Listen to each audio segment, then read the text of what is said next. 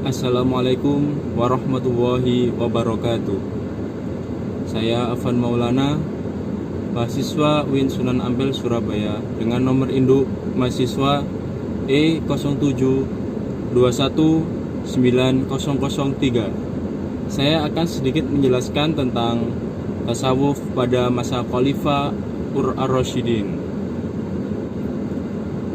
Pada masa Khulafaur Rasyidin terdapat 4 khalifah, yaitu yang pertama Abu Bakar As-Siddiq, yang kedua Umar bin Khattab, yang ketiga Utsman bin Affan, dan yang keempat Ali bin Abi Thalib.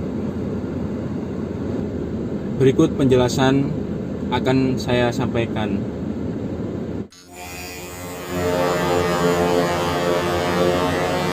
Khalifah pertama yaitu Abu Bakar As-Siddiq.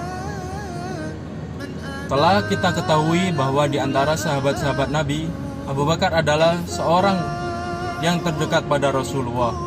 Beliau yang pertama masuk agama Islam di antara orang laki-laki dewasa. Beliau yang paling banyak memberikan pengorbanan baik kepada Nabi khususnya maupun kepada orang-orang umumnya.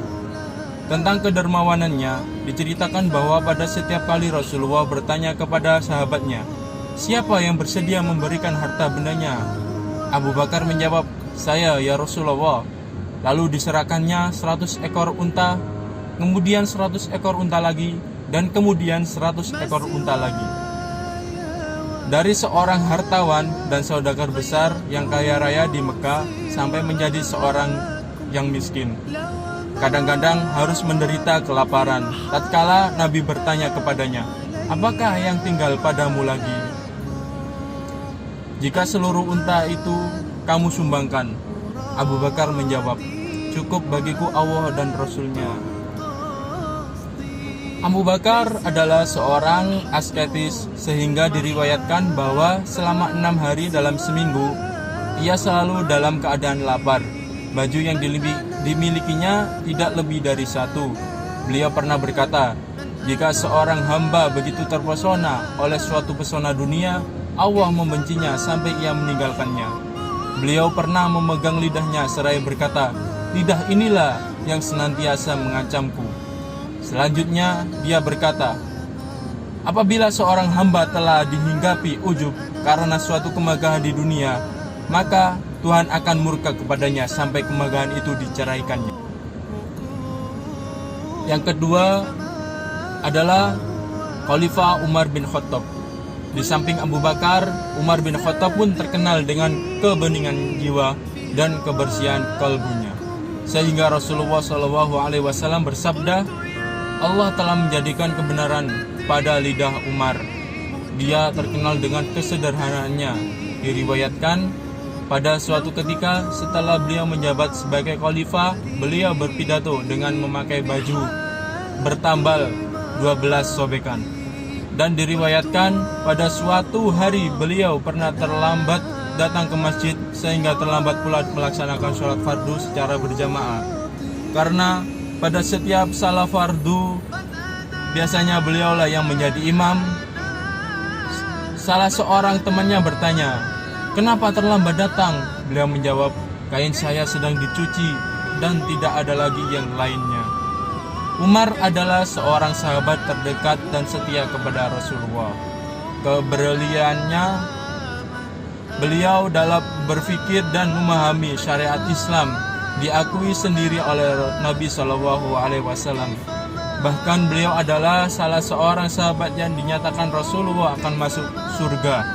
Memang dapat dikatakan dalam banyak hal Umar dapat dibilang sebagai tokoh yang bijaksana dan kreatif, bahkan jenius, meskipun masih dipertentangkan atau masih penuh kontroversi. Karena kepandaian Umar, ada yang mengira bahwa beliau mendapat ilmu langsung diterimanya dari Tuhan.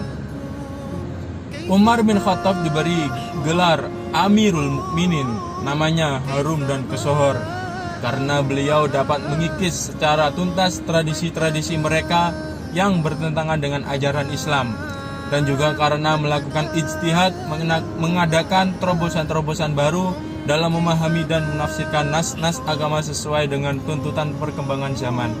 yang tidak keluar dari prinsip dan spirit Islam itu sendiri. Kendati pun Umar seorang khalifah dengan kekayaan negara yang berlimpah ruah, beliau tidak pernah tergiur oleh kekayaan duniawi itu. Dalam hal ini barangkali perlu dikutip ucapan Talha bin Abdullah. Katanya, Umar bukanlah seorang yang paling awal berhijrah. Khalifah yang ketiga yaitu Utsman bin Affan, orang yang paling kurang. Pada awal kelahirannya, Utsman bin Affan sudah memeluk agama Islam atas ajakan Abu Bakar As-Siddiq. Utsman bin Affan adalah seorang yang kaya raya pada waktu itu. Beliau juga banyak membantu pejuang yang dilakukan oleh Rasulullah, baik secara moral atau material. Ketika ada peperangan yang dipimpin oleh Rasulullah, beliau selalu ikut serta dalam melakukan perjuangan tersebut. Kecuali pada saat perang Badar, beliau tidak mengikuti dikarenakan mengurusi sang istri Ruqayyah binti Muhammad SAW yang sedang menderita sakit sampai ajalnya.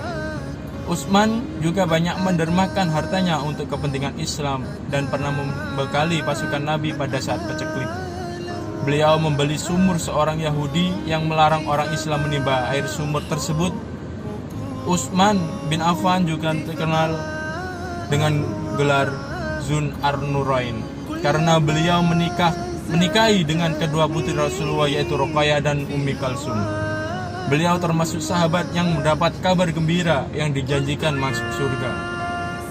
Utsman bin Affan adalah salah satu sahabat Nabi yang dikagumi Allah Subhanahu wa taala. Karena mendampingi Rasul saat mencari rezeki, beliau juga tidak lupa dengan amalan-amalan rohani seperti membaca Al-Qur'an sudah menjadi kegemarannya. Pada masa itulah Al-Qur'an yang pernah dikumpulkan Abu Bakar ditulis kembali menjadi suatu mushaf yang dikenal dengan Mushaf Al-Imam. Beliau pernah menuturkan, Tuhanku telah mengirimkan surat. Tidaklah pantas seorang hamba seumpama datang sepucuk surat dari Tuhannya, yaitu Allah, akan abaikan surat itu. Hendaklah segala surat tersebut dibaca agar bisa diamalkan. Utsman bin Affan adalah sosok yang sangat istimewa dalam kemapanan, kelurusan, dan keteguhannya. Dalam kisahnya, Utsman terbunuh pada saat membaca Al-Quran. Mushaf tersebut tidak lepas dalam genggaman beliau dan tidak beranjak pada tempat sampai hembusan nafas terakhirnya. Dengan demikian, Utsman bin Affan adalah pandangan kaum sufi telah berhasil berhubungan dengan Allah dan mencapai tingkat kemapanan diri yang membuatnya teguh dalam menganggap siapapun serta yang menimpahnya tidak bergoyah oleh apapun. Beliau pernah berkata bahwa ajaran tasawuf adalah aku dapat sebuah kebajikan yang terhimpun dalam 4 hal, yaitu pertama, cinta kepada Allah, kedua, melaksanakan hukum-hukum Allah, ketiga, ridho dalam menjalankan takdir Allah, dan keempat, malu terhadap pandangan Allah. Khalifah yang keempat yaitu Ali bin Abi Thalib. Dalam kitab Syakhsiyat Sufiyah menjelaskan yang aneh-aneh dari kehidupan Sufi Ali bin Abi Thalib yang disebut orang dicintai dalam dunia Sufiyah dari keturunannya. Sahabat ini memiliki hubungan darah dekat dengan Nabi dan dianggap lebih dahulu menerima ilmu pelik-pelik dari Nabi Muhammad SAW. Beliau selalu melatih hidup dalam kesucian dan kesederhanaan. Ali bin Abi Thalib menurut pandangan para sufi khususnya mempunyai kedudukan yang sangat tinggi. Dalam hal ini Abu Ali Ar-Ruzbari, seorang tokoh sufi angkatan pertama, berkata, beliau dianugerahi ilmu laduni, ilmu yang khusus dianugerahkan oleh seorang tertentu layaknya Nabi Khidir alaihissalam. Diriwayatkan bahwa Ali bin Abi Thalib seorang yang pola hidupnya dalam kesederhanaan. Pernah dalam 1 bulan beliau memakan 3 buah kurma dalam setiap harinya. Di dalam rumahnya hanya terdapat pedang rantai dan sehelai kain yang dijadikan selimut tidur bersama istrinya Fatimah. Itu pun tidak mencukupi tubuh keduanya. Beliau dikenal seorang sahabat Nabi yang sangat zahid. Imam Syafi'i memandang beliau sebagai ascetis besar. Sahabat Ali juga dikenal sahabat Nabi yang memiliki keadilan yang sangat tinggi dan bijaksana.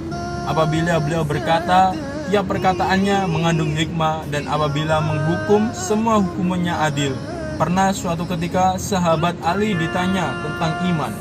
Beliau menjawab, iman dilandaskan oleh 4 makam, yaitu kesabaran, keyakinan, dan keadilan. Terus beliau menjabarkan setiap makam tersebut secara rinci. At-Tusi berkata, seandainya hal ini benar, maka beliaulah yang pertama-tama mengemukakan tentang awal dan makomat menurut para sufi.